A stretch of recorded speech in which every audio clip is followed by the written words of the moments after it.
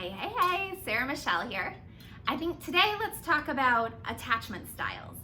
So there's lots of different attachment styles, and it kind of depends on what therapist or professional or coach or whatever that you speak to about it.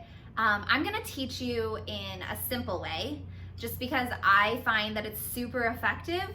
If you find that you want to go deeper, then there's obviously resources out there for you. And what you're going to be looking up is attachment theory. So I like to break it down to just 3 different attachment styles. We've got anxious, secure, and avoidant. Okay? So it sounds like it's going to get real loud out here. The street sweepers going by. I suppose that's a good thing, but hopefully it doesn't get too loud for you. Okay. These attachment styles are created, should I say created, developed, whatever, as we are infants, and the way that our parents and society interacts with us. Now, know that no matter what your attachment style is, they are malleable. It is possible for you to move more and more towards secure, and ultimately all of us want to be as close to secure as possible. Almost all of us bounce in between all 3. We just have one that we primarily are in, and we also have one that we get triggered into. So when our attachment style is triggered, then we revert to that. So just as an example for myself, I am primarily secure, and that's something that I have had to work towards. So I'm not sitting here with like a blue ribbon or anything. It's something I've had to work towards. But when triggered, I go to anxious. Sometimes, very rarely, I will go to avoidant. What I notice, which is a little in depth for this video and probably more in depth than you'll be able to analyze for yourself right now, and that's okay if it's too much, don't worry about it. But what I've noticed the most is that when my feminine energy gets triggered, that's when I go anxious. When my masculine energy gets triggered, that's when I go avoidant. And quite honestly, it's what I learned from the females and males in my life, if I look back and see it. So that might be another way for you to look at it. Let's talk though real quick what we're looking at. So when someone has an anxious attachment style, real basic, okay? We're gonna keep it real basic for this video. When your attachment style gets triggered, let's give an example. You have a fight with your spouse, okay? You're having a fight with your spouse. If you're an anxious attachment, all these attachments are getting triggered in your body. Like literally chemical changes going on in your body, okay?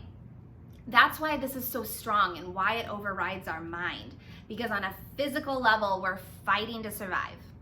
And what's happening is during this fight, if you're anxious, your attachment style is going, oh shit, he's gonna abandon me. He's gonna go, he's gonna abandon me. I have to figure out what to do. How can I keep him closer to me? How can I make sure he doesn't leave this room? How can I make sure that we calm this all down and everything feels all good again as soon as possible, right? And what happens with these people is you start divorcing parts of yourself. You start saying, oh my God, you know what? It was me, I got too angry too quickly. I'm gonna just kind of stuff this energy. I'm gonna kind of stuff this anger down and pretend like I wasn't really angry, like it wasn't really that big of a deal, so that he's okay and we can be lovers again, right?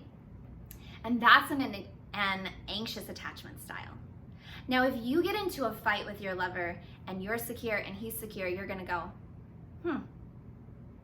and you're gonna like step back from the moment, and you might say, what did I do here that I could have done differently? What did he do here that he could have done differently?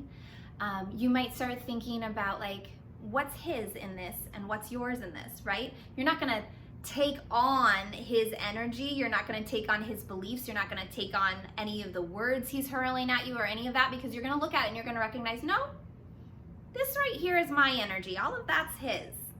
So I'm not offended. I'm not angry, I'm okay.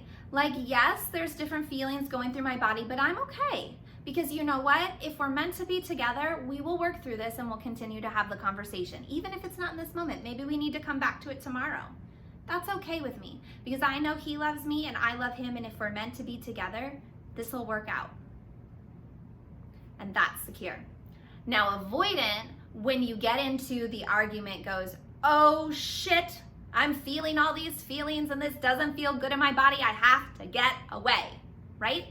Now they might literally get away by like trying to walk away from the fight, leaving the house, or if you're on the phone, hanging up. They might literally try to get away. The other thing they will do is push you away. So they might start saying mean things. They might start saying things that aren't even true at all. Like, you know what, I never really loved you. You've always been this way. They might throw it all on you. And if you're an anxious person, this is like toxic. In fact, if you put an avoidant person with an anxious person, this is often, not always, this is often where we find that narcissistic person with the codependent person. It's like they feed each other. They're just drawn to each other, like their struggle, their pain, like just works together. And that's really, really toxic and hard to get out of, because the more the avoidant person tries to pull away, and whether they're treating you like shit or literally walking away, it's triggering your anxious style, and you're trying to figure out how to get closer to them. You're trying to get them back to you. Now remember, all of this is happening on a physical and emotional level, a subconscious level. It is not something you're choosing in your brain, right? It's not logical. It's not something that you're consciously choosing. You're not standing here going, oh man, this guy's being such a dick. Let me see if I can be perfect so that he'll love me again. Like, you know that's not the right thing to do. But that's not what's happening. All of this is happening on a subconscious level. So remember to give yourself some grace. As someone who has fallen in love with a narcissist, and as someone who is always working through layers of codependency, I'm not sure if we ever get through that, by the way. After talking to many women and experiencing it myself, I think we get to a place where we move more into the secure attachment. But I think there's always like a little bit of us that will do it when we're triggered. The difference that I find for myself, I'm getting a little off topic here. The difference I find for myself is that now I tend to notice when it happens. So it happens, I recognize it, and then I can stop it before the action happens.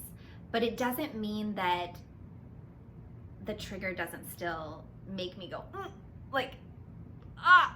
I want to fix this. Oh, I want to make it all better. I want to put them first. You know what I mean? Those codependent things. Anyway, so this is what's going on with the attachment styles. And I got totally off track there. Give me just a second. We're talking about attachment styles, and that's great. I'm glad that you can learn more about your attachment styles. I cannot remember what my opening line to this video was and what I'm supposed to wrap back around to. So I think we're just gonna call it good here, because I've talked to you about the 3 main different styles, okay?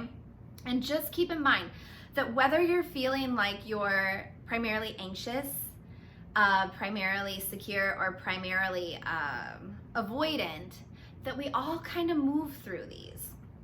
So it's not black and white here at all. And even if you find yourself, like most women that I work with, most women, not all, are anxious attachment styles. And that's what they're trying to heal. They're moving through those mother wounds. They're moving through those father wounds. They're moving through the codependency. They're healing all of this so that they can actually draw in the lover they truly desire, which is a lover that's secure, a lover that's in his masculine, a lover that can hold boundaries in a healthy way and create a safe and loving space for the two in the relationship, right? But we've got to move through all this stuff first. So just keep in mind, this is just an introduction to attachment theory. And don't beat yourself up if you find yourself in one that you're like, shit, I'd really rather be secure than this. You can work through it. I can teach you how to work through it. And it's definitely possible. I have done it myself, and it feels so, so good when you come out on the other side. You get such a boost of confidence, and you feel very, I kind of want to say autonomous. Like, you just feel like your own individual person and very capable of taking on life, relationships, and getting exactly what you want without feeling like you have to either manipulate people or cling to people or make people see it your way. Like, you just are. You're just a badass woman.